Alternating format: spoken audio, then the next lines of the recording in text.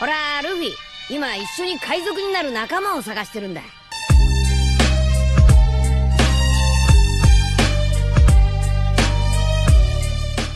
Hello guys, welcome to my channel The Wandering Zoro, your go-to destination for anime-related content. And if you're new here, don't forget to hit that subscribe button and turn on notifications so you never miss out on our latest videos. In today's video, we're going to be diving into part 1 of the series What If Izuku Was Trained to Be an Ultimate Hero by Scientists in Isolation. So be sure to stick around until the end, and let's get started. Izuku's first few memories were of people in white coats looking at him like he was a project they were heavily invested in. His early life was filled with tests, learning, and sitting in a white room with a bed in it. He learned many things he liked to learn. He learned about the world, its history, and what he was created to be. There were many people always watching him and taking notes on their clipboards. When Izuku asked what they were doing, they never gave him a clear answer. It was always something along the lines of their jobs or just some work. Izuku was never given a clear answer for anything other than what they taught him, even if he asked for their names. Izuku got his name from a nice woman, but he never saw her again. Izuku learned about Japan and the people outside, about things called quirks and how varied they are. How there are peacekeepers called heroes that stop people from hurting other people. How the place he lived in was training him to become the greatest hero of all time. He sure did enough training for it. It was mostly stretching at first, then it was balancing on a pole, and then running. He did a lot of training. He didn't like it all the time, especially when he was punished for not doing well enough. The punishments were always different and sometimes scary. If he didn't want to eat a certain food, he was locked away in his room for hours. If he disobeyed someone giving him an order, they didn't feed him for the rest of the day until he did what he was ordered to. If he hurt someone by accident, they put bracelets on his hands that made him feel sick. Izuku didn't understand what was going on most of the time. He felt like something was wrong, but he could never figure out what. For example, he hurt people without trying to. People around him were very delicate, but he had to figure it out himself. Why did no one tell him? For what reason did they want to make him a hero? Why couldn't he go outside? He didn't find out until much later. One day, he asked about quirks. He was fascinated by quirks ever since he learned about them. He already knew he had some sort of strength quirk, but when he asked about it, they changed the subject. When he asked about their quirks, they just said they weren't interesting. He grew angry at getting no answer, and as a punishment for getting angry at them, he was locked in a dark room for hours. It didn't matter too much. His eyes are very good at seeing in the dark, and he had gotten used to being bored. When it was time to learn, there was only one other person in a small room with him. They always watched him work on homework or made sure he was listening to their lessons, no matter how boring they got. If he missed a single question, he was punished. He became very good at learning things. The books he read had no colors, only facts and diagrams. He never learned what storybooks were until much later. There were a few times when he left the place he was allowed to walk around. It was always with people dressed similarly to the people he knew.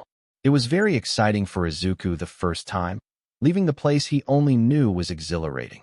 He was escorted into a new area with a new man there. There were never new people around, and Izuku focused on the tall man. He was bald with a black beard that covered his chin. His eyes were emotionless as he watched Izuku in return. He wore something other than the white coats everyone else wore. His shirt didn't have sleeves, and his shorts hugged his legs to not be caught by a grasping hand. And one thing he saw for the first time was that he had muscles. All the people he knew didn't have muscles like the man. The room was bigger than the place he was always at. It had lots of things he didn't know the function of and cameras, just like the other place he was always at. The man introduced himself as his trainer for fighting. Izuku didn't understand, but followed along with what was instructed. He did complain when he was ordered to put on the bracelets, which made him feel weak. He knew he was going to be punished for that later. His trainer showed him how to fight people. He showed him how to punch things. He showed him where to kick and how to kick. It was so exciting learning a new thing. He was told his new routine, which included lots of exercise to gain muscles, like the trainer had. He didn't understand why he needed muscles if he was already strong, but he didn't ask questions. He got punished for asking questions sometimes. That was his new routine. Wake up, eat what was given to him, learn what was taught to him, go to the new area to train with the bald man, and then eat and sleep to start all over again. Day after day, he followed his routine. Some days training was different, but it was all to make him stronger. Some days he was made to get into extremely cold rooms, or rooms so hot it burned to touch the floor or walls. But they were right. His training paid off because soon those rooms didn't affect him as much as they did in the beginning. The people with white coats looked very happy when he walked out of the burning room without even batting an eye. They looked at him like he was a prize tool. The training took a turn when the large room he entered was different. He was ordered to save the hostage, a hologram of a person with a red outline holding a person with a blue outline, before the villain hurt the victim. Izuku was so startled at the sudden situation that he failed. He was punished for failing. The training included scenarios like that almost every day. Some days were easier than others. Some days he always failed and was punished for it. But the trainer always encouraged him in slight ways that made Izuku feel like he was cheering him on. The trainer gave him subtle nods of approval or a quiet good job when he did a particularly hard task. It made Izuku feel very happy those days. He still never knew his name, but he liked the man. Every day, he felt stronger, like the bracelets on his wrists didn't have the same effect as they did in the beginning. He felt like that was something to keep to himself. He didn't know why. He didn't know how old he was. He had no concept of a birthday. He was never taught it. For what reason would they teach that to him? But if anyone would guess, he was around 14 years old. Izuku was lean, with corded muscles and messy green hair that always managed to return to how it was that morning. His eyes were a bright green that almost glowed some days. On his 14th birthday, not that Izuku knew, he was told that in 1 year, he would be allowed to go outside. This caused Izuku to become very excited at the mere idea of it. He always asked when he was allowed to go outside. He wanted to see the sun and moon. He wanted to see the buildings and people. He wanted to stare into the open sky, and he was finally given the chance in 1 year. During that year, Izuku's hearing got better and better. He could hear the vital fluid flowing in the white coat's veins, their hearts pumping, their joints creaking. It took some time to figure it out, but when he wanted to hear everything, all he needed to do was focus. He learned many things when he listened. He didn't know where he was in Japan, but he knew the place he was at belonged to the HPSC. He learned they did lots of things with heroes and villains. He learned how they had a big project hidden somewhere. He learned he was the big project and how they expected him to follow orders for the rest of his life no matter what they were. Izuku thought long and hard about what he had learned. He didn't ask anyone about it. He knew he shouldn't have heard it, but he was glad he did. Training continued with the bald man. Izuku spoke to the bald man, but he never spoke back. He was used to and talked to him anyway. It felt different to talk to him than the people with white coats. The bald man felt closer to him, like a mentor. He had learned about that word, and he liked it. When he talked about going outside, the bald man's heart rate slowed. Maybe he was just as excited as he was about him going outside. The bald man confirmed what he was told about leaving in a year and what they expected from him. Izuku's mind went back to what he had heard about following their orders forever. He didn't like that. His time learning and training continued as before. His tests never had mistakes, and his training always resulted in satisfactory outcomes. His goal to go outside came closer and closer every day, and with each day he mentioned it, the white coat's heart rates went higher and higher.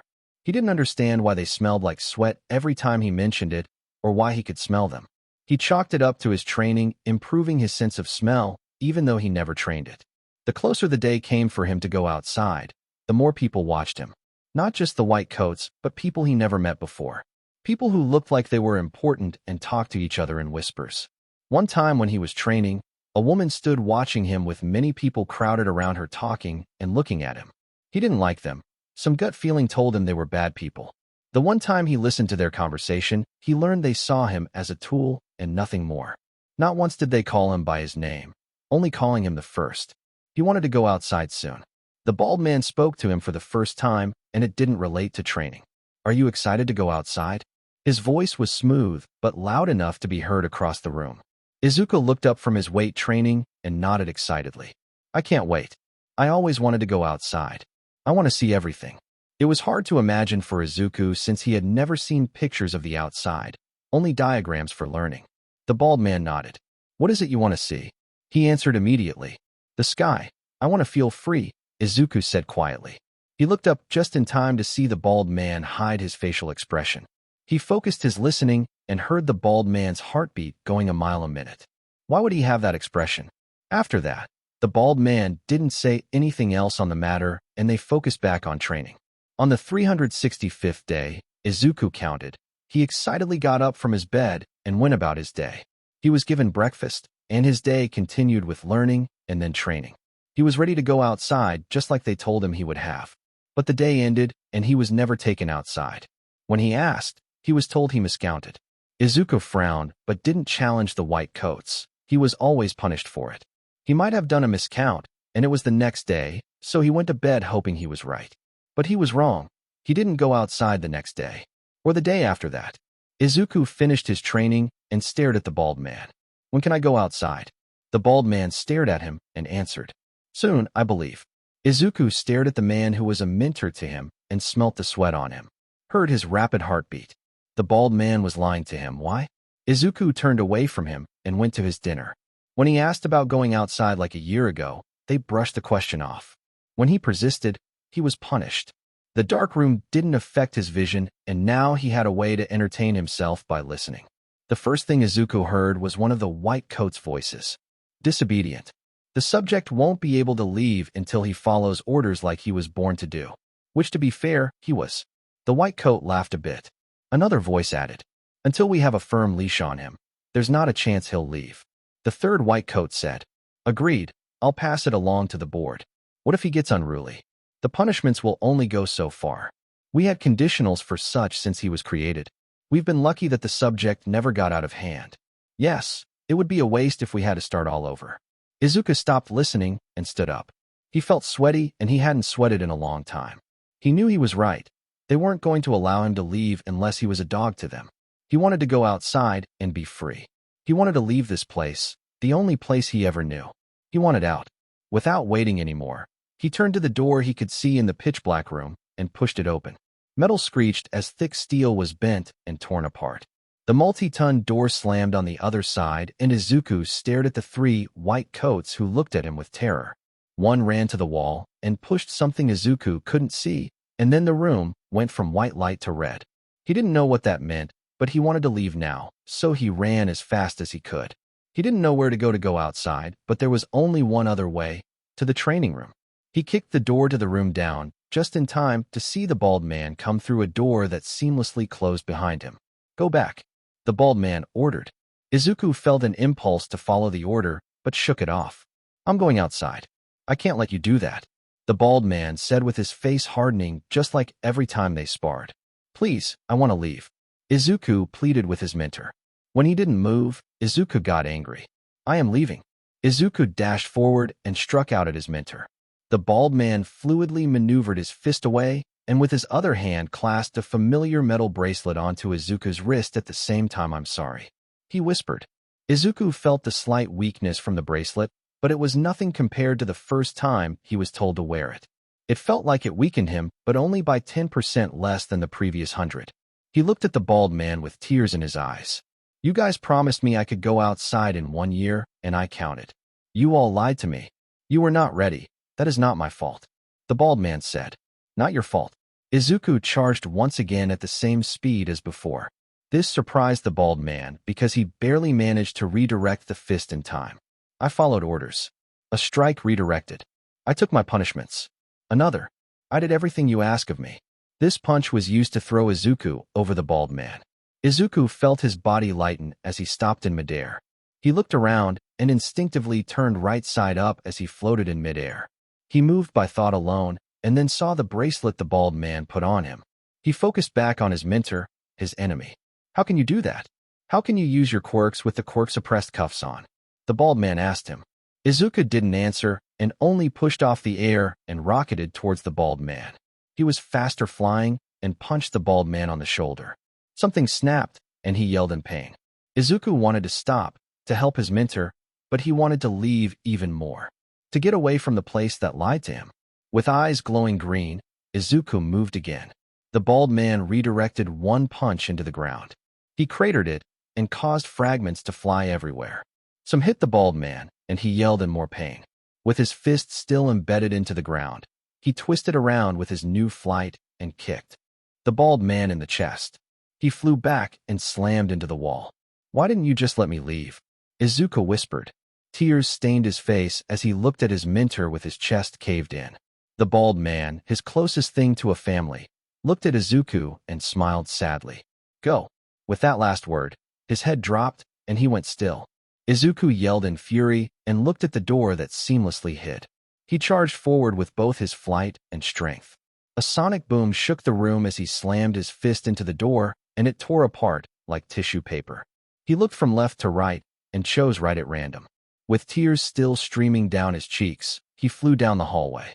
He smelt sweat from many people, and he sped up. Tearing another door in his way, he found himself in a large room with dozens of people in black armor with guns aimed right at him. There were two people out of place. One was dressed oddly with a dress made of reflective mirrors and a mask made of the same material. The other was a man. His eyes were covered, but he was still staring in Izuku's direction. Subject 1. Stand down, or we will open fire. One of the armored men yelled. Don't make this harder than it has to be, kiddo. The woman with mirrors smirked. Izuku looked at all of them and felt his eyes burn, most likely from the tears. I just want to leave. Move, or I'll go through you. He floated into the air prepared to fight. Fire. Dozens of gunshots rang out. Izuku dodged to the side. He didn't know if he was bulletproof. When he dodged again, he was disoriented as a mirror shard was thrown into his path, and he was sent through another shard where he slammed into the wall. He got up and dodged again, but felt his body stiffen up. He looked at the man, and his eyes were glowing green as he looked at Izuku. The bullets hit him, and they stung. The mirror shards kept him from escaping, and the glowing green eyes stopped him from moving. His eyes burned more and more until he felt a release. His eyes flickered a burning red, and beams of red light swept through the room, and the people stopping him from leaving. Screams were cut short and gunfire stopped. Izuku's lasers cut through flesh, metal, and mirror alike. Nothing was left in one piece. Izuku closed his eyes to stop the beams, and he felt the power be restrained. When he opened his eyes again, there was carnage, but all Izuku saw was outside. His beams cut through the wall and exposed the sky. He could only call it that, for it drew him in. He didn't waste any more time and rocketed forward. He shattered through the barriers meant to keep him in and into the night. He breathed in his first breath of fresh air and looked at the dark, cloudy sky. The moon stood far in the sky and lit up the island and ocean he was above. Izuku felt tears come up once again at finally being able to leave. He was free. He looked down at the island with a large building on it. He didn't see any people, but knew there were more white coats or gunmen inside. His eyes flickered to red once again, and he released the power flowing into his eyes. Beams tore at the building and reduced it to rubble. He didn't stop until there was no more building. Even then, he flew high into the air and looked down at his prison and the only thing he ever knew. Then, with all the might he could, he pushed down and rocketed down at Mach speed into the island and its rubble. He became a kinetic missile, and the island sunk. Heroes and rescue personnel swarmed around the sunken island. They searched the ruins underwater and found many things. The infrastructure went deep underground, but most of it was impossible to access since most of it was buried under tons of concrete, steel, and water. Another thing they found was bodies. Many were drowned, but a few showed signs of being in a battle. The people investigating the sunken island could guess what the base contained when they found research equipment that would beggar some countries. It was a research facility, and they didn't know what they were researching since everything was destroyed. Glass tanks were shattered, equipment burned, and files ruined. The people trying to find survivors were soon ordered to leave the island to people in uniforms belonging to the HPSC.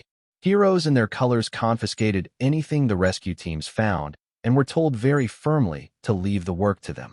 The heroes not working for the HSCP argued, but when their agencies called them to return, they had no choice. There were many questions about what had happened and what they were working on that they kept so secret. There were no answers. The first thing Izuku did when he left the island for good was to fly high into the sky. Above the clouds, Izuku watched the sunrise and smiled brilliantly at the beautiful scene. He played with the clouds that slipped through his fingers and got soaking wet when he dove through a particularly thick cloud.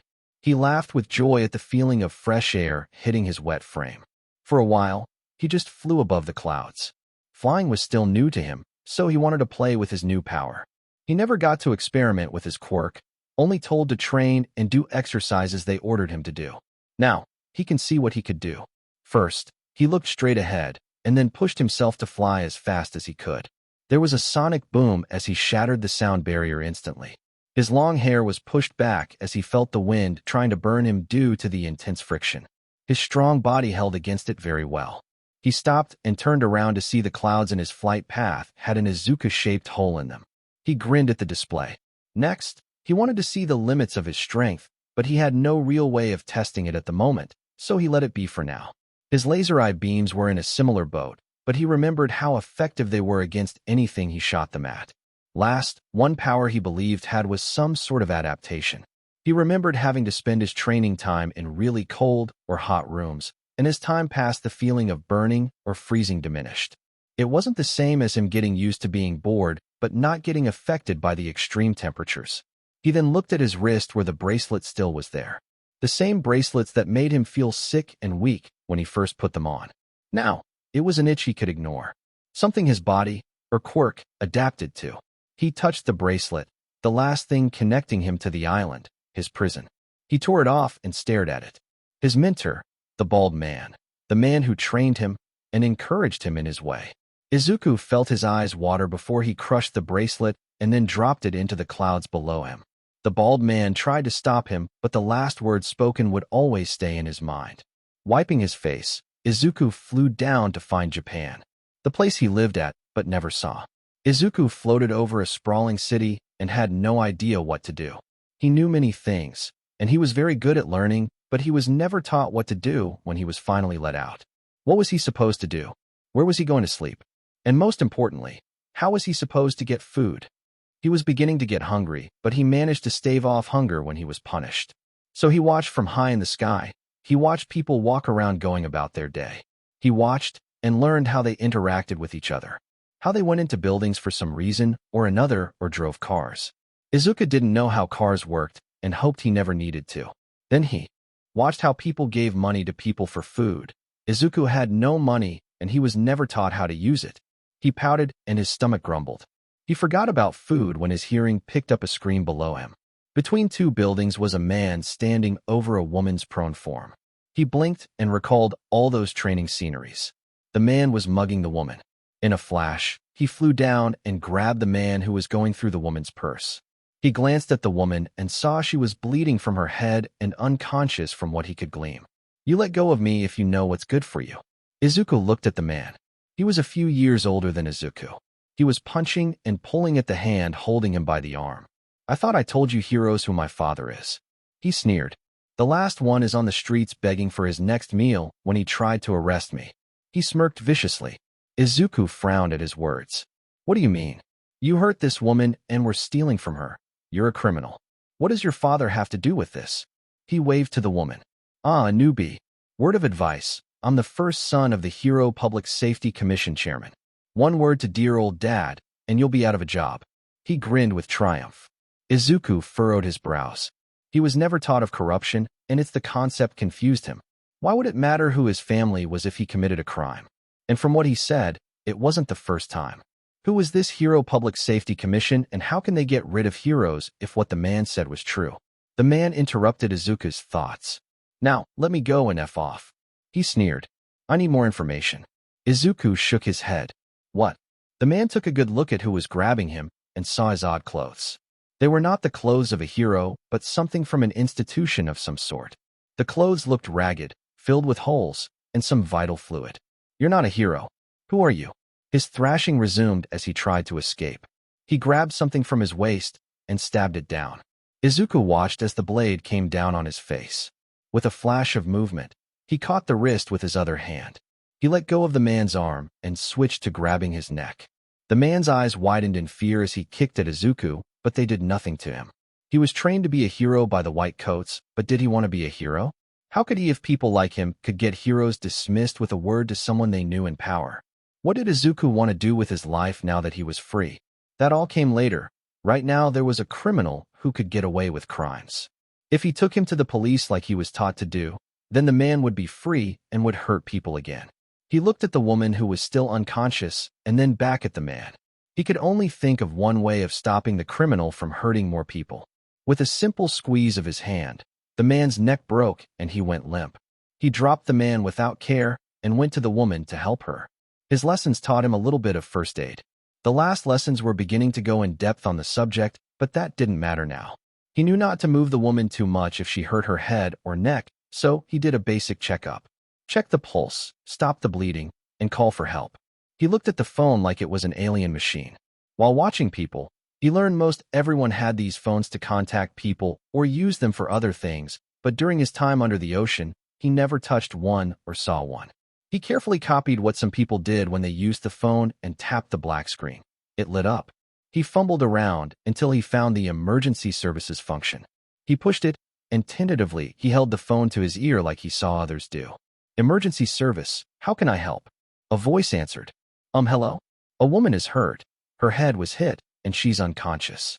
Izuku said, unsure how to ask for help. Understood. Can you tell me where you are located? The voice asked calmly. No. I don't know where I am. In an alleyway, I guess. Izuku fumbled with his words. Talking to people is more difficult than he imagined. I can trace your location. Stay put, and we'll send medical to you. Izuku knew if he stayed, people would ask who he was, where he came from, or more importantly, why was there a dead body behind him? If Izuku had enough common sense to ask himself that, then people who had been outside more than a day would ask him questions he wasn't sure how to answer. So instead of staying as the voice said, he left the phone next to the woman. He then looked at the dead man. He looked down at his clothes, the same stuff he wore all his life, and then at the man's clothes. During his time watching people, he never saw someone with these types of clothes. With a shrug, he stripped down and took the criminal's clothes for himself. The pants were loose, but he figured out what the belt was for. The shirt fit right, and his shoes were the same size for his feet. He felt a bulge in the pants and found a few things in the pockets. Another phone and a wallet. Looking in the wallet showed lots of paper bills. He hoped that was a lot of money. He looked at the phone before tossing it to the ground. He didn't know how to use it. With that, he flew into the air once again just in time to miss a hero arriving at the scene. From miles up in the sky, he watched the woman be taken into an ambulance while what he guessed were police isolating the alleyway. Most likely because of the body. Seeing the woman be taken care of, he left. His mind went back to the man's gloating about getting away with crimes and what to do about it, if anything. He completely forgot about the encounter when his stomach grumbled. Looking down at the city, he found what he wanted the most at that moment. Izuku landed softly in an alleyway away from all the people on the streets. He nervously walked out into the chaos. He was immediately overwhelmed by the noise and all the people walking and talking past each other. He didn't know what to expect when he said he wanted to go outside, but this wasn't it. Still, it brought a smile to his face to see people living their lives, all in their own little world just like him. Soon, he joined the chaos to make his way to a congregation of food stores. He looked around at the various options. He never got to choose what he ate before, so he chose the place with the tastiest smelling food. He stood back from a line of people ordering their food and waiting at the side to pick it up when it was done. Some were on trays where they took the food to a table and ate, or they were in bags, and the people left with them. He looked at the options and at what people picked up to see what appeared more appealing to him. He saw one woman with a bowl and found the item on the menu. With his objective found, he moved to the line of people. His time came. What can I get for you? A young-looking woman with feline features asked him. That, number 3, Izuku asked. She smiled and nodded to him. A katsudan bowl. Would you like that as a meal? Unsure, Izuku agreed. What to drink? Izuku only ever had water or milk. Water? The woman totaled the price and Izuku made his first purchase. He was given his change back and a recipe with a number on it. He figured out that when the number was called, his food was ready too. He waited patiently as he watched people go about their lives and the variety of their appearances. Many people looked like him with nothing too out of what the white coats looked like. Then, there were people with mutations that changed their appearance to the point they didn't look human anymore. Izuku knew better with his lessons, but it was very interesting to see it in person. His food was ready, and he found an empty table to eat. He sat down and took in the delicious-looking food. The smile on his face was the definition of joy as he dug into the new food with all its unique flavors. He decided right then and there, that was his favorite food of all time. People around him gave him odd looks, but Izuku never noticed. With his belly full, Izuku wandered around the shopping center. All kinds of things were sold that he never imagined. For the rest of the day, He walked and watched everything around him. He listened to people talk about mundane things and more interesting things. Things about UA class that was attacked for the first time. How one of their students died during an internship when the city of Hosu was attacked by monsters. He heard about notorious villains like Stain the Hero Killer or an organization calling themselves the League of Villains. It was all very interesting to Izuku. As he walked, a commotion caught his attention. He walked over to see a hero, he assumed, fighting a man with hammers as hands. He recognized what this was since he had been trained for it ever since he could remember. But Izuku frowned as he watched the mediocre fight. The hero had multiple chances to end the fight and avoid the property damage the villain caused. Instead of finishing the fight and keeping everyone safe, the hero posed and made comments about the villain with a cocky grin. He overheard a conversation not far from him between two people. Wasn't that villain captured like a week or so ago? The other person nodded. I thought he looked familiar. I think you're right. A third voice joined in. Hammerfists, how original, was arrested by heroes 2 weeks ago. And a month before that, he was in another city doing the same. Izuku's frown deepened at hearing that. How is it the jails were so poor that a middling villain would be able to escape? Or rather let off of his crimes to cause damages again? It seemed very odd to Izuku, but today was the first day of being outside, so he still needed more information. So far, he wasn't liking what he had learned. The hero dodged an attack and laughed. While the hero was distracted, the villain threw a trash can to the back of his head. The villain took the opportunity to get behind a parked car and hit it with both his hammers to launch it at the hero. Instead of trying to stop the oncoming car and save the people behind him from getting crushed, he dodged. People screamed, and Izuku moved. He was close enough to the front, so he wouldn't need to push anyone out of the way and was able to grab a young boy and his mother in the path of the rolling car. He put the family of 2 behind him and caught the 2-ton car in place. The hero saw this with a pale face and turned to the villain to end the fight. It didn't take him more than a minute to have the villain in cuffs. While the crowd cheered, Izuku checked over the child and his mother. Seeing the 2 were unharmed, he relaxed a bit. He frowned at the hero who was posing for pictures with the villain on the ground. He caught the hero's eyes, and Izuku saw the tightness in his jaw. The hero stopped posing and walked over to Izuku, who watched him. Well done, citizen. But I'm afraid you will have to come with me, he said. Izuku stared at him. Why? For illegal quirk usage, but of course. No one is above the law, the hero said with the tone of a lecturer. Izuku shook his head in confusion. You would rather have the car kill people than have someone use their quirk to stop it? He looked at the hero with some disappointment. Seeing the look on his face, the hero grits his teeth. It's not that simple. Please just come with me. The crowd behind Izuku was beginning to throw dirty looks at the hero, and he wanted to get away from the situation before it devolved even more. Then release the villain so he could do the same. I won't stop the car, and people would be dead. Problem solved, right? Is that what you were saying would rather happen? Izuku motioned to the tied-up villain.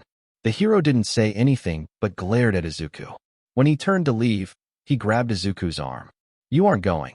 He cut off as a hand clamped around his wrist and squeezed. Izuku turned to the hero. I'm leaving, he said with finality, and let go of the hero's bruised wrist. The hero cradled it to his chest and looked around at the people who gave him scornful looks. With a growl, he turned and took the villain to the nearby police waiting to take him in. Without a word, the civilians parted to let Izuku pass.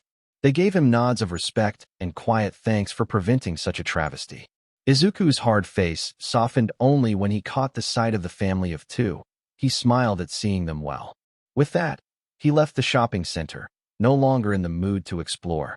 He needed more information about the outside world he so craved. The boy who was a test subject watched a series of televisions behind a store window. A news segment was talking about Japan's #1 hero, All Might.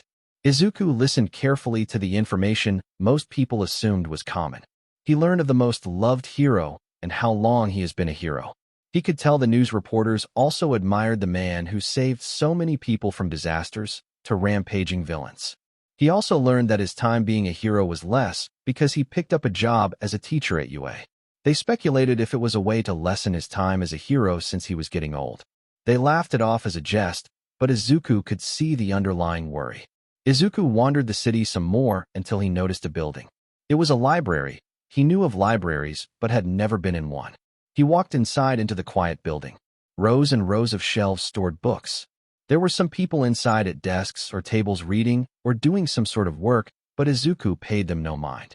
An elderly woman with glasses set on her nose sat behind a counter reading a book. She saw him and motioned to him. He approached. "Is there something I can help you find?" she asked quietly. Izuku mimicked the tone of her voice. "Is there information about villains that have been apprehended multiple times?" The elderly woman tilted her head in thought for a moment before nodding. She got up and motioned him to follow. "You will need to sift through it, but we collect newspapers. Luckily, we keep them organized by date. Unless you wish to go on the internet and find the information that way." She pointed to a row of computers. Izuku looked at the machines he had no clue how to operate. "I prefer the newspapers," he said to the woman. She smiled. "Good. Too many of you young ones are too attached to them." She opened a separate room with filing cabinets organized neatly with a table in the middle. "I ask you to be careful with the newspapers. The less damage the better. And do please clean up after yourself." Izuku walked in, and the old woman left him to sift through the hundreds of newspapers, whatever that was. He began by finding the newest one and examined it. He understood quickly and began to read rapidly through the paper. He skipped most of the articles. He didn't need to know about the weather that week or what location was looking for workers. He found the sections about the hero incidents. Izuku paused on seeing a named villain. He looked around the room for something to write on and located blank sheets of paper. With pen in hand, he began to take notes of notable villains that he found multiple times. Hours later, there was a soft knock on the door, and Izuku looked up to see the old woman. She smiled and spoke. "I apologize, but the library will be closing soon." "Oh, all right. I'll clean up." Thank you." He began putting the newspapers in order where he found them and setting them in the filing cabinets. The old woman looked at the half-dozen sheets of paper with detailed notes. The handwriting was neat and compact to get the most out of the paper. She noticed the backs of the paper were also filled out. She could appreciate his dedication and how well he cleaned up after himself. When he finished, he stood up and paused at the notes. "Can I take these?" "I can pay for the paper," Izuku asked. She smiled at him and pinched his cheek. "Such a good young man. Take it. You worked hard on them. Have a good night." Izuku smiled at the warm feeling and nodded. He left the library and saw it was dark out. The moon was beginning its ascension, and the stars were barely visible due to the light pollution. He looked around and then flew high in the sky with his notes. He paused and turned around to wait for the old woman to leave. She did so soon after, and Izuku watched over her as she walked. It wasn't far before she turned to an apartment and walked inside. Seeing her get home safe at least that night, Izuku left to review what he had written down. Looking around, he found a tall building towering over the ones surrounding it and chose his reading spot. He sat on the edge of the roof. Before he got started, he looked over at the city. The nightlife started, and Izuku could see the countless lights below him. It was beautiful in its own way. Done admiring the city, Izuku got to reading. He knew what he would find, but he wanted to go over everything in case he missed something. He read each paper carefully, and it wasn't hard to see the same villains over and over again. While they weren't high-level villains who could cause devastation to a city in hours, they were low-level villains who could be subdued easily and contained even more easily. Just like the villain he saw today, he could have been apprehended multiple times during the fight, but the hero decided to drag the fight along to seem more than he actually was. It was disgusting to Izuku. He was taught to eliminate threats to the population and keep them safe. What he saw was a mockery of being a hero. The clips he saw of All Might did the same, but he could get away with it since he had the power to contain the threat with no issue. But with his upcoming retirement predicted by the news, the criminals would rise, and the common heroes would not be able to manage. People will get hurt due to arrogance and showboating. Reading some more, he noted that some higher-level villains escaped from time to time and made reappearances just for the higher-ranked heroes to come in and take care of them. The damages were substantially higher compared to the low-level villains, and the deaths were just as high. The pattern was there, and now Izuku wanted to know who was in charge of the containment of villains. The Tartarus was mentioned a few times, a maximum security prison where no one has ever escaped. How is it villains escape so easily before arriving at the prison? It would make sense to keep the prisoners under heavy guard until arriving at the location, but they managed to escape pretty easily. Very suspicious to Izuku. He sat there pondering on what he should do next. While sitting on the edge of the building, He heard wings flapping and turned to see a pair of red wings on a man, a hero he guessed. He watched the man land and give Izuku an easygoing smile. "What up?" he asked while sauntering up to Izuku's side. Izuku frowned at the wording. "What are you doing?" The man laughed carefreely. "I should be asking you that. How'd you get up here anyways?" "Name's Hawks, by the way, if you didn't already know," he said, grinning and sitting by him. "Great view, huh?"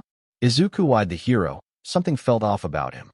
Who is in charge of containing villains and criminals after heroes capture them? He figured if the hero was there, then might as well get some of his answers answered. Hawks turned to him with his eyebrows raised. He chuckled and asked, "Why do you want to know?" Izuku narrowed his eyes at the man before him. He didn't say anything and just stared at the man, trying to figure out why he was there. His ears twitched, and he focused on his hearing more. He faintly could hear someone speaking. It was coming from the headphones on his head. He focused some more, and he heard more clearly.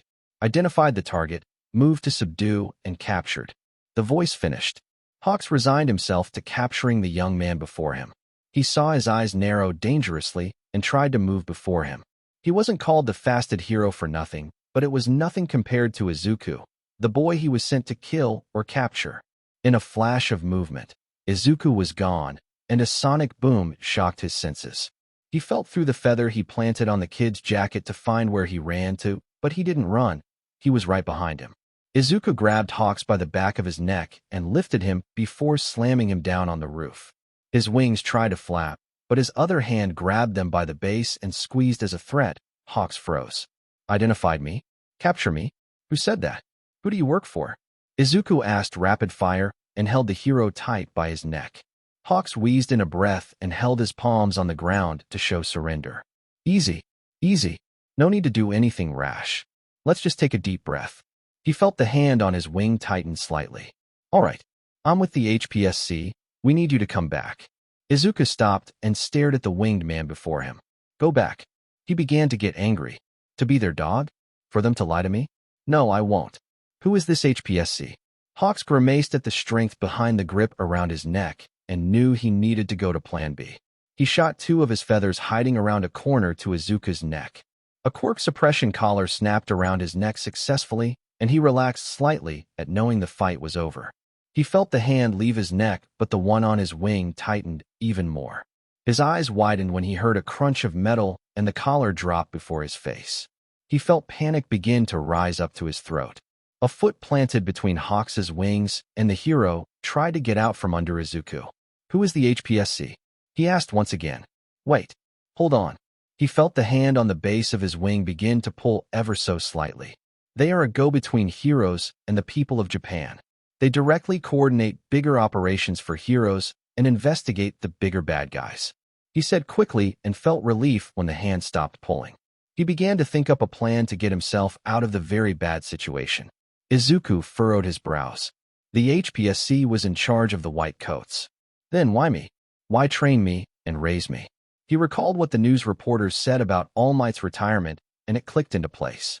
He was strong, and so was Izuku. All Might was fast, and Izuku could break the sound barrier in a blink of an eye. They wanted him to become the next #1 hero, but under their control. Just as he was going to ask another question, a dozen feathers shot at his face. He was startled and reeled back. Hawks slipped from his hands, and he took off. The damage the feathers did was nothing, so Izuku focused on Hawks flying at his top speed away from the rooftop. He growled and shot after him. His speed surpassed the hero, and his hand clasped around the back of Hawks's head. He pushed his flight down and slammed Hawks's head on a nearby roof. His wings flapped and feathers shot at him once again. His eyes burned as lasers burned them all. Hawks cried in pain as his wings were seared by the beams. Izuku grabbed him by the neck and turned him to look into his eyes.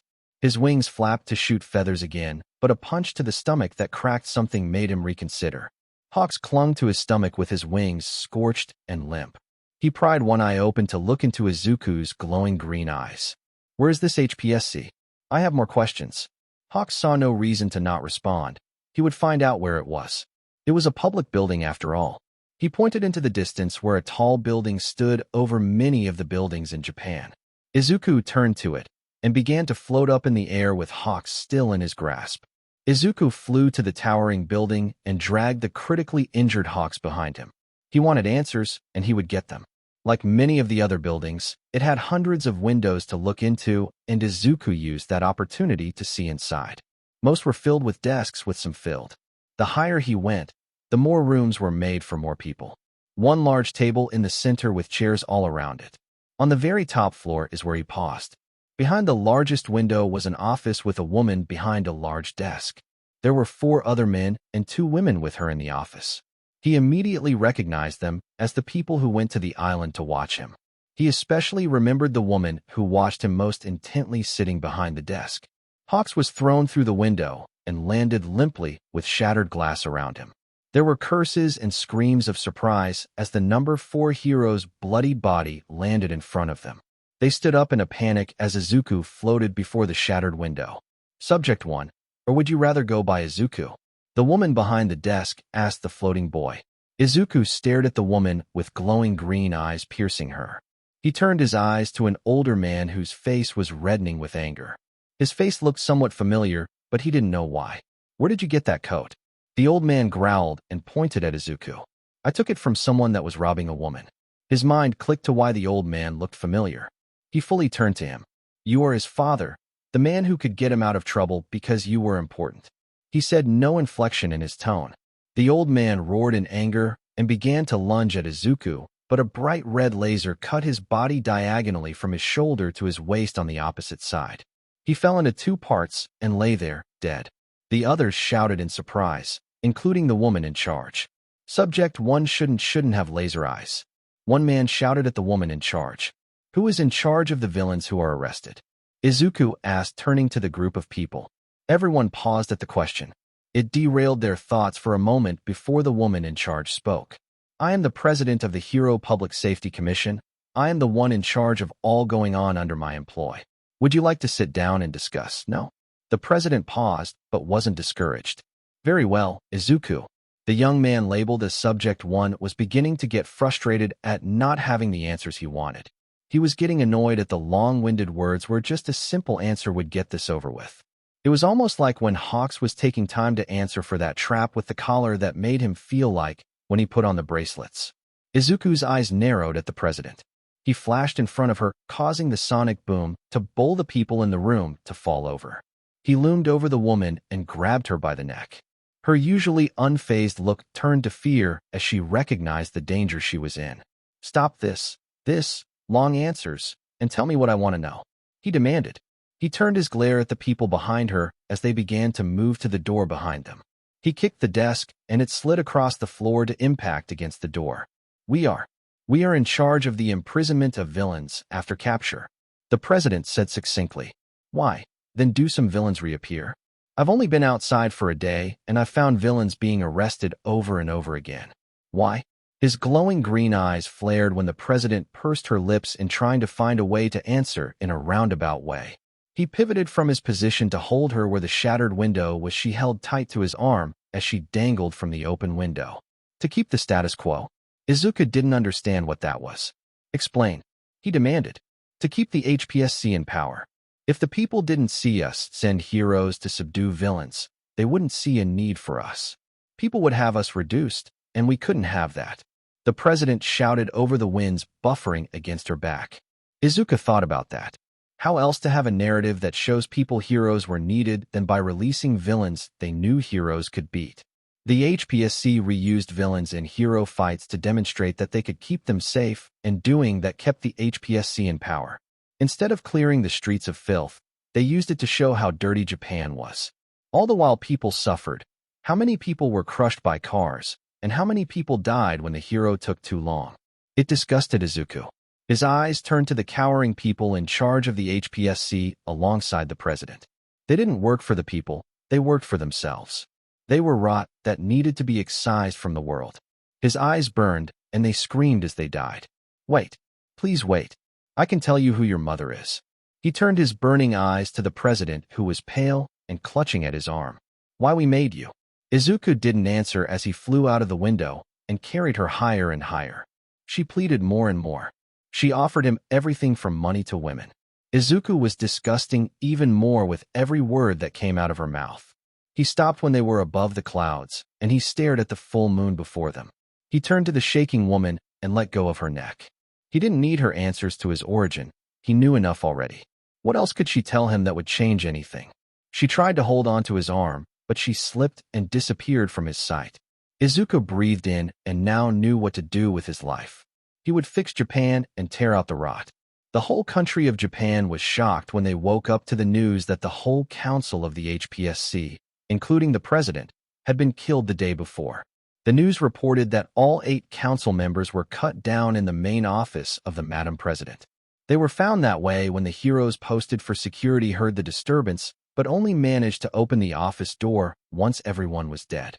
The hero Hawks was also found in the office. He was taken to the hospital and has been in a medically induced coma since.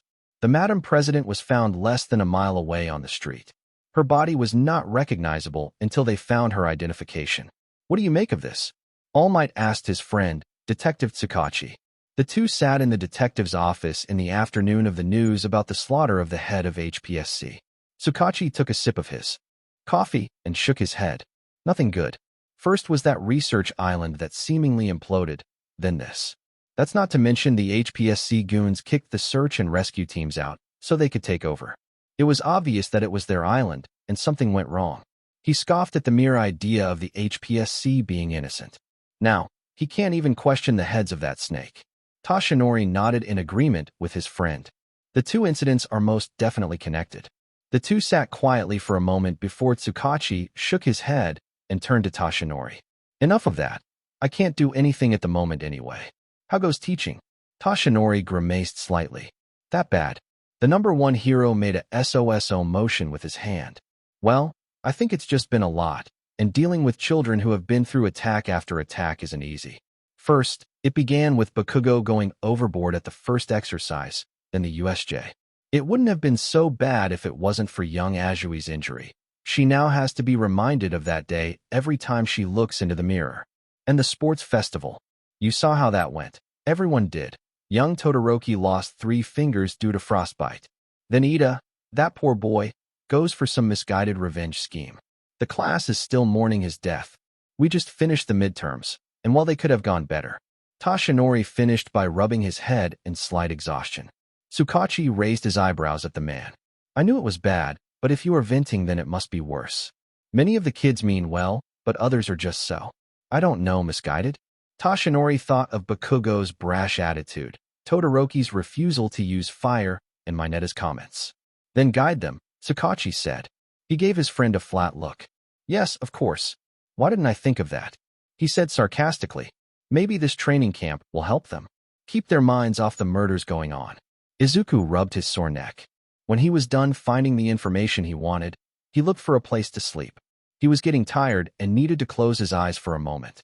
As he flew over the city, he found something called a motel. He was happy to find it was exactly what he was looking for until he found the bed. It was not a good bed. There were noises outside that he had to deal with, and it smelled odd. He would not be paying for a motel again. Now, he was just looking around in the part of the city that held the motel. It was dirtier than the center of the city. People here looked like the people he was taught looked suspicious. When he looked closer, he saw some were hungry, tired, or just sad-looking. They shied away from his glances. His attention was drawn to a skinny boy running across the street with something in his arms. A few moments later, a man in a colorful costume ran after him, cursing all the while. He followed the pair.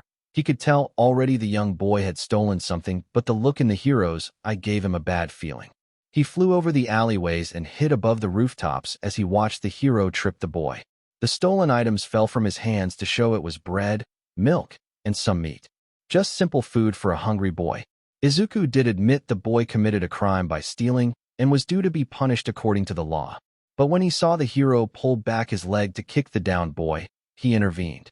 The hero was shocked to see someone stopping his leg from connecting to the boy's abdomen. He grew angry at another interruption in the squalor part of the city he was assigned to as punishment. One thing after another, his anger grew, and he was going to take it out on the little thief until the young man stopped his leg. Without thinking, he activated his quirk. His fist was coated in an ethereal tiger claw. He struck out, but his hand was stopped just as easily as his leg. Then his world went black. Izuku dropped the unconscious hero and turned to the boy who was looking at him with wide eyes. He watched the boy in return, not sure what to do. When he moved to intervene, it was with the idea that Izuku was already a hero, but he wasn't. If anything, he was closer to a villain from his actions so far. As he thought about that, he reminded himself that he couldn't be a hero with such a corrupt-filled organization leading Japan. He didn't need to be a hero to fix the country, so he didn't need to follow the rules of being a hero. He could make his own rules when he thought of some. Turning his attention back to the boy, who was crawling backward to the food he had stolen. "Pick up the food," he told the young boy. The boy stared at him and slowly did so. He stood up and looked at Izuku, who was patting the hero down. He took his wallet and left the phone just like before. The boy got moving and turned around when he saw Izuku following him. He remembered the speed when he stopped the beating he was about to receive and didn't try to outrun him. They walked side by side quietly until the boy broke the silence. "You're not from around here," he stated. Izuku looked down at him and shook his head. "No, I'm not." The boy was quiet for a long moment before asking, "Why are you following me?" "To make sure you don't get hurt." "Are you a hero?" He spat out the question. Izuku took his time to answer. "I don't think so, but I'm not a villain either," he said thoughtfully. The boy was quiet after that. The two walked until they went into a small apartment where the boy walked in quickly. He stared at Izuku and let the door open wider to let him in. It was as clean as a rundown apartment can be. There was old furniture well maintained with a small television in the corner. The boy ran up to an older woman, whom he assumed was his mother, and spoke to her. The woman stiffened up and looked to Izuku, who stood there unsure what to do. He mostly followed the boy out of curiosity. The woman pushed the boy to the kitchen, and he picked up a toddler on the way. Izuku watched him begin to make food for the two of them with the stolen goods. He turned back to the woman who approached him. "Why are you here?" she asked quietly. "I wanted to make sure he was safe," he said simply. "Some hero was going to kick him, and I stopped it." The woman nodded. "I don't have anything to reward you for it." Izuku shook his head. "I don't want anything. I was just curious." He shrugged. "Curious how the other side lives?" she asked somewhat scornfully. She paused when she saw him confused. "Where are you from?" Izuku didn't know how to answer that. "I'm not sure. Japan at least." "Where did you grow up?" "Certainly not this district." "An island, it's gone now." The woman froze at that. She had watched the news and helicopter crews take videos of an island that was sunken recently. They had found things that would point to a secret research facility, but everything about the island was never talked about again after the HPSC arrived there. She looked at the young man who looked around her home like everything was new to him. He was an unknown who possibly sunk an island with dozens of people still under there. Dangerous. Then she saw her two children eating the food they wouldn't have if it wasn't for the young man. "Would you like to sit down?" She motioned to the couch. Izuku nodded and sat across from her. "You came from the island that sunk recently, didn't you?" Izuku looked at her. He nodded. "What was it?" Izuku rubbed at his wrist where he sometimes still felt the bracelets. "I don't know. They were teaching me to be a hero. Every day I was taught, trained, and ordered to do things I didn't like. To listen to them, so I was punished a lot. When they said I could go outside for the first time, they lied. I heard them say things about my failing to follow orders. So I left. They tried to stop me." Izuku wiped his face at the memory of the bald man. "They failed. I never wanted to go back, so I got rid of it." The woman watched him with some horror. "It was a story come true. That's all you knew?" Izuku nodded. "Food tastes much better outside," he said with a smile. She chuckled softly. "I can't imagine." She looked at him and asked the question that was lingering. "Can I ask why you came to the poor section of the city?" Izuku shrugged. "I never learned anything of this place. It was new. It looked dangerous too." She huffed softly. "Yes, some parts are quite dangerous. Some gangs roam the streets, looking for their next extra bit of cash. I've already told my son to keep clear of that area." Izuku furrowed his brows. "Why don't heroes do something about the gangs?" She shook her head. "This is a punishment for them. No hero asks to come here. They come and go, but none stay to fix the area. Sure, it's always going to be the poorer section, but at least they could get rid of the gangs." She sighed. Izuku's eyes lit up. He could fix it. He nodded to himself and got up to leave. "I'll take a look around. Maybe I can fix it." He paused when the woman grabbed his arm. "There are some very dangerous gang members that are not afraid to finish you if you get in their way. I've seen them gun down people when they try to fight back." She warned him. Izuku nodded. "I'll be careful." He stopped at the door and pulled out the wallet he had taken from the bad hero. He gave the money to the woman. He could get more from the gang once he dealt with them. Here, I can get more later. She tried to push his hand back, but failed. I can't take your money. It's not mine. She paused and reluctantly took it. Thank you. She bowed. Izuku smiled brilliantly at her and left the small home. It was time to hunt down the gangs. Like she said, it's the poor section of the city, but at least it can be safe. Especially for those people who are just trying to live a normal life. Izuku saw how well taken care of her home was even though it was getting old. There were no suspicious things he saw like he was trained to find. That's what he wanted for everybody in the poorer section of the city, peace. He had learned of gangs from the white coats, usually smaller groups of criminals band together to cause some organized crime. That usually takes the form of toxin, weapons, or in worse cases, people. When Izuku first heard of that, he had felt disgusted at the mere idea of it. People in cages, collars, and starved. The issue with gangs' damage to society compared to a villain rampaging was that a villain is a localized danger unless they are powerful enough to affect a large area. Gangs, on the other hand, can spread out like rot. It starts with a small group of people harassing a neighborhood, then it turns into a section of a city, and finally, they can spread into whole cities, all the while growing in numbers and hurting the people around them. Heroes and police must rip that rot out before it can spread, and Izuku saw the quality of heroes in the area. He was trained to be a hero, so he would do his duty and tear the rot out, root and all. It didn't take long to find the gang. All he did was begin to walk around the neighborhood until a group of men accosted him. 5 of them stopped him in the street and asked him what he was doing in their territory. They all had a white cloth somewhere on their bodies. He could see where some of them reached for weapons hidden under waistbands or in pockets. He would need to find the root instead of trimming the branches. You hear me? Give me that coat. The leader of the group demanded. Izuku looked over the group. They all looked ready for what they thought came next except for one. He was younger and looked around nervously, scared. He was still new. Maybe he could be saved. He turned to the boy, just a bit younger than him if he had to guess. Izuku didn't really know his age, just guesses. You should go home, he said to the startled teen. The scared boy turned to him in surprise. If you are part of this gang, then I will live you just like the rest of them. The small boy looked at the older boy like he was insane, but then stopped. He was always better at reading people like his mother said, and he saw no fear in the older boy's eyes. He wasn't tense or looking around to plan out an attack, just looking at him calmly. Whether it was his quirk that gave the older boy confidence or something else, he knew when something bad was about to happen. With that, he turned and ran home. He was never meant to be a gang member. It was a mistake. Izuku was satisfied at seeing the boy run off. Hopefully, it was to his home and not to warn the rest of the gang. He pursed his lips. He could have asked the boy where was their main base, and he would have answered without any difficulty. He would have to keep that in mind for next time. He turned to watch one of the gang members raise his hand and aim it at the boy's running form. Izuku didn't know what quirk the man had, but it was a universal sign of someone aiming to shoot. He moved and pointed the man's hand to one of his group. A bolt of energy shot out and went through the other man's chest. A hole in his chest was created, and the man fell limply to the ground, dead. The man who killed one of his group began to shout, but Izuku elbowed him in sternum.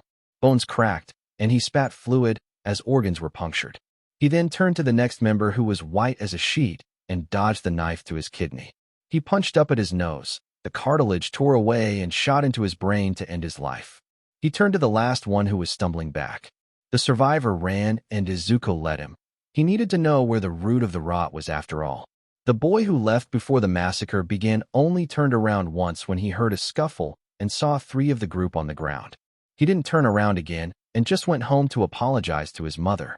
Izuku took the money from the gang members so he could give it to people who needed it and followed the running man from the sky. It was getting late and the sun was beginning to set just as the survivor arrived at a small apartment with gang members roaming the outside of it. They were all laughing and being a nuisance all around as the survivor shouted and cut off the festivities.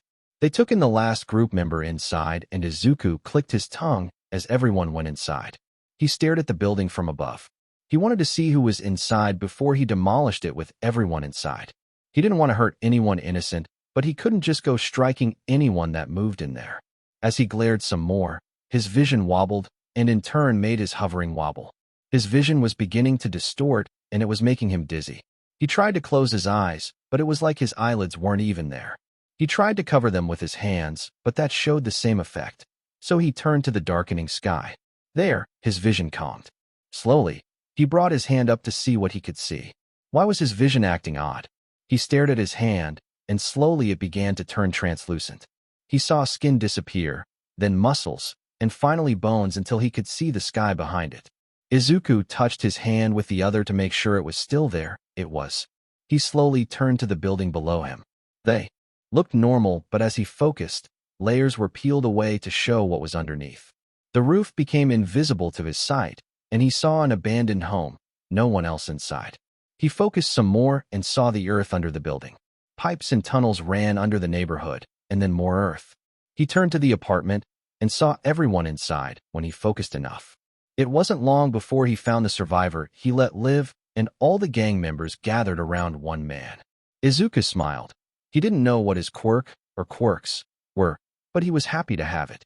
From the sky, Izuku looked through the walls of the apartment building as the supposed gang leader questioned the shaken gang member. The crowd around them had an array of emotions from anger and indignation to some trepidation and fear. He stopped looking at the thugs and looked at each room to see what he found. Most were furnished with basic furniture. A bed, some containers, and a television.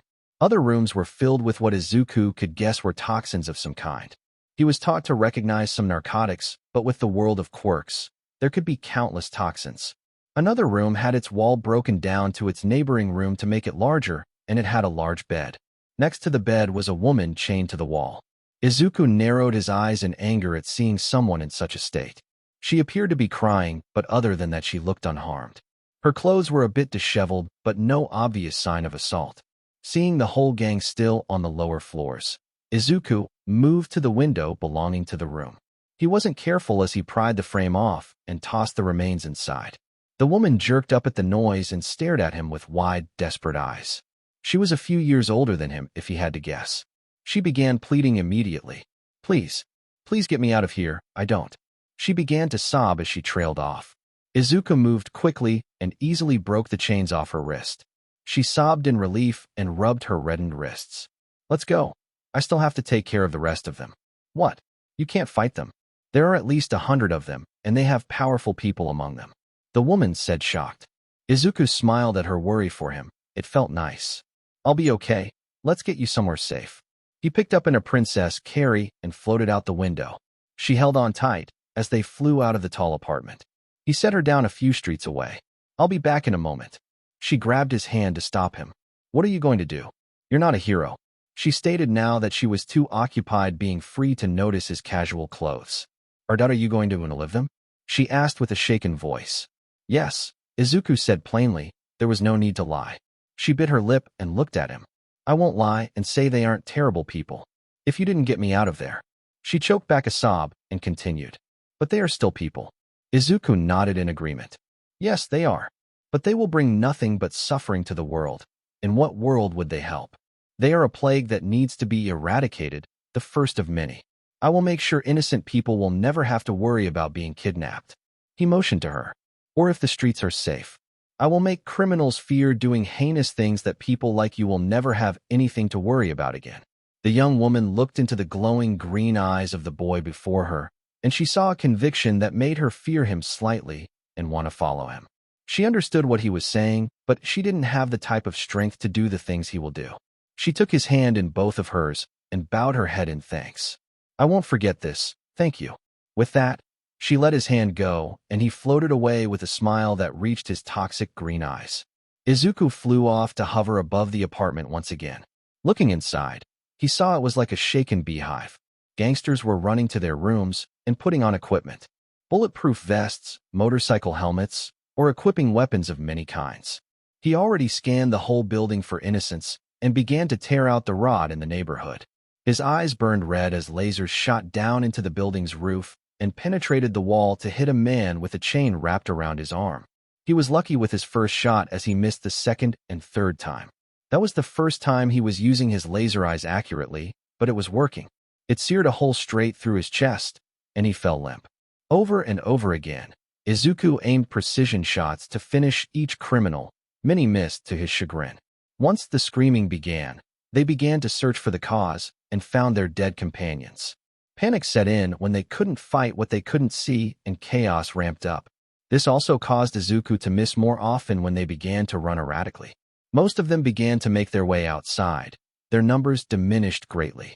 They searched the sky to find their attacker, and it didn't take long to find a young man staring at them with glowing red eyes. The leader began to shout up at Izuku, but he didn't care for what he said as laser beams shot at him. One of his allies raised his arms and a hexagonal shield appeared over them. The laser was reflected into the apartments and hit something structural as part of the building collapsed. Dust bloomed out as Izuku lost sight of his targets. He waited for a bit to see them run out, but instead, a chunk of the building was thrown at Izuku. He punched the piece of cement, and it crumbled. Behind the cement was a spear of something, and it hit Izuku on the shoulder.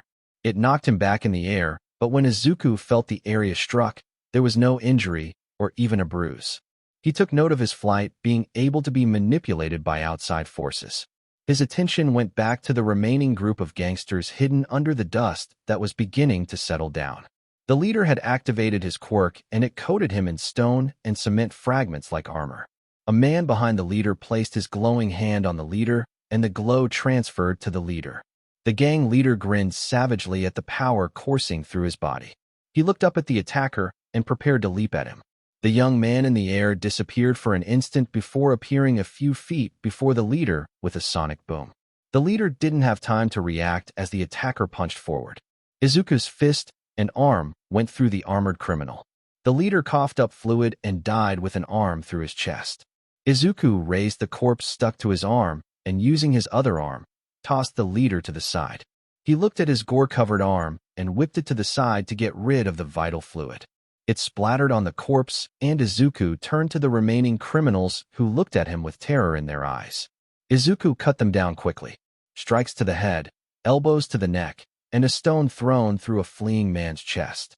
It was never a fight, it was an execution. Blood dripped from Izuku's arm as he sighed in relief. He felt like he had done something good. He removed rot from a section of the city. He then groaned in annoyance when he felt the blood coating his arm. The sleeve of his jacket was also coated in it, so he would need to get rid of it. He made another mental note to use less force to eliminate criminals to avoid the mess. It was completely overkill to punch through the leader's chest. He looked at the corpses and saw through their clothes too. Find their valuables, mostly money.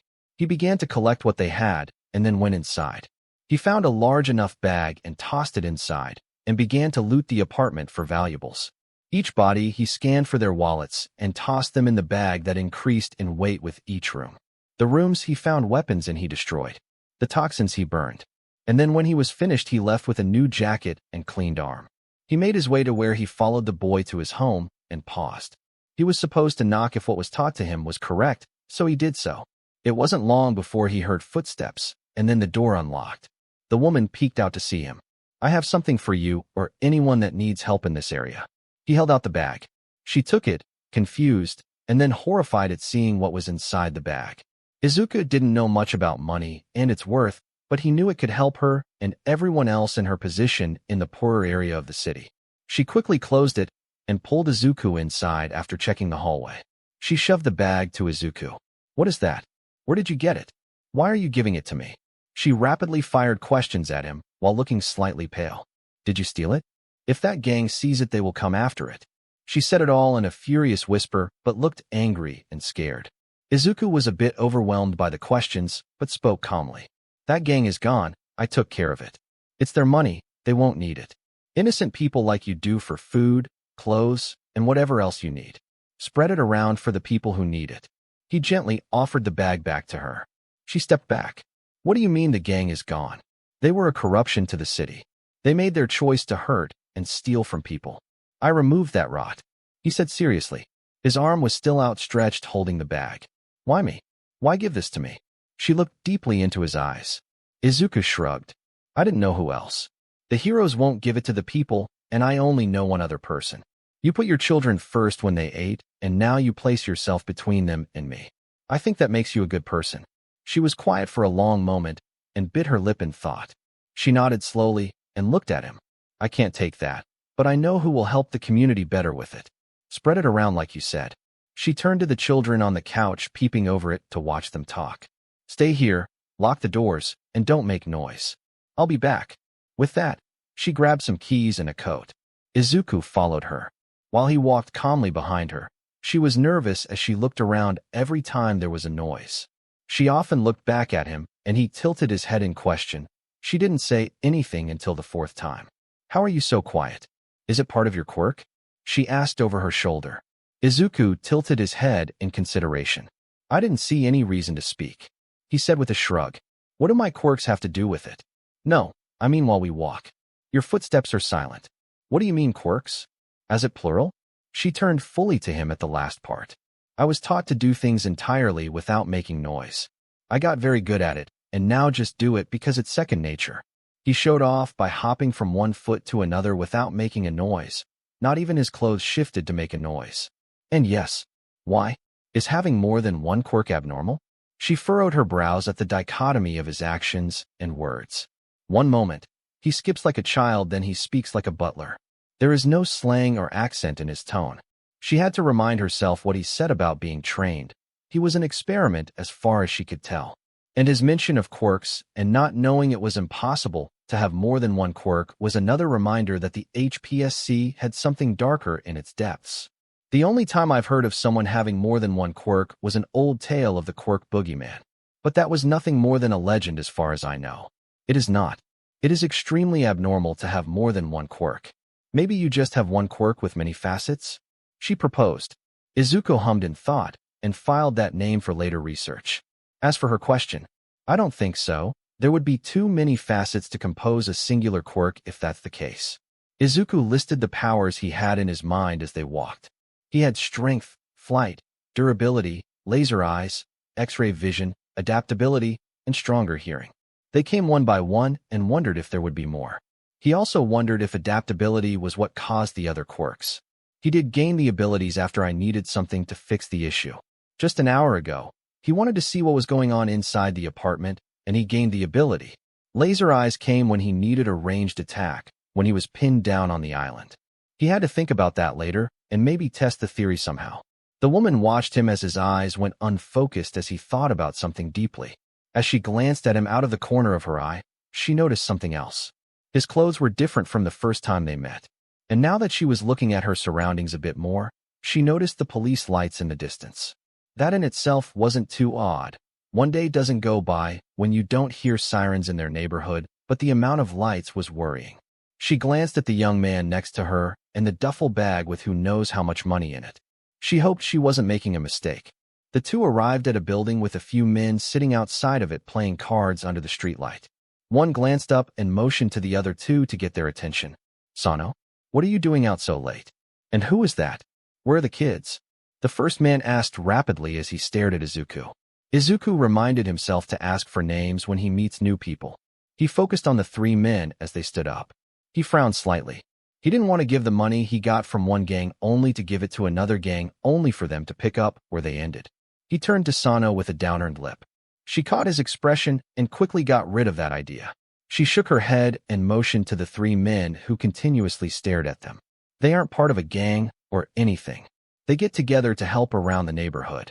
Fix a washer here and clean the gutter there. That sort of thing. The first man spoke again. Sano, what's going on? He stared harder at Izuku when he noticed how quickly Sano tried to reassure him. Right, this is. She turned to him with red cheeks. I never got your name, as you heard. I'm Sano Kimiko. She bowed slightly. He returned the bow. Izuku. A pause. I don't have a surname. Sano smiled and motioned to the trio of men who looked on confused.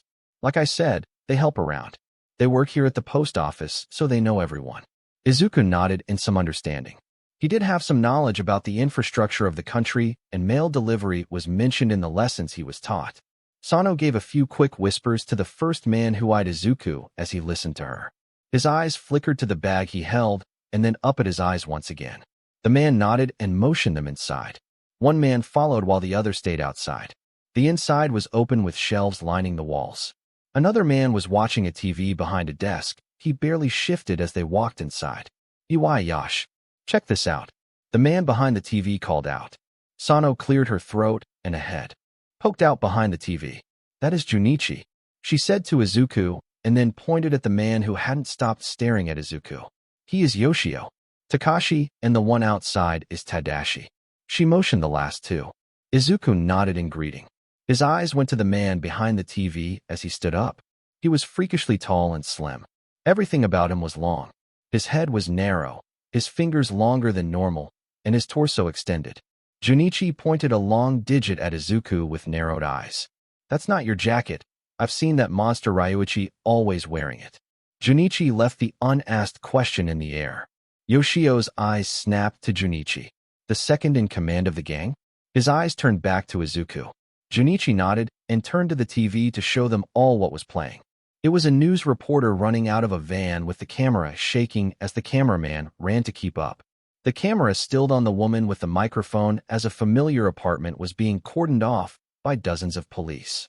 The camera was panning to the apartment front where bodies were strewn across the front yard. In the background, police were heading inside the apartment as the woman told the camera what they knew so far, which wasn't much. Everyone's eyes turned from the TV to Izuku. Sano looked a bit pale, and Yoshio moved a step between Izuku and her. Junichi was holding something behind a shelf as he eyed Izuku with extreme caution. They looked at him waiting for him to speak, and he did so. I got rid of the rod in the city. He tossed the bag onto a desk, and it spilled all the money contained in it. And I want to use what they wanted to use to expand to help people.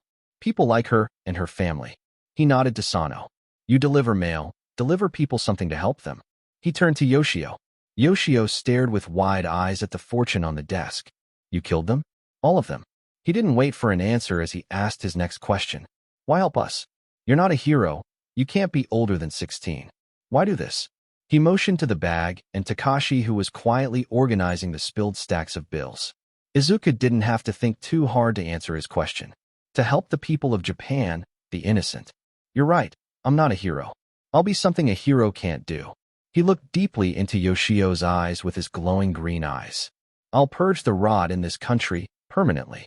So, this was the end of part 1 of this series. Stay tuned for next part of this series, and if you like this video, don't forget to like, share, and subscribe to our channel. Until next time.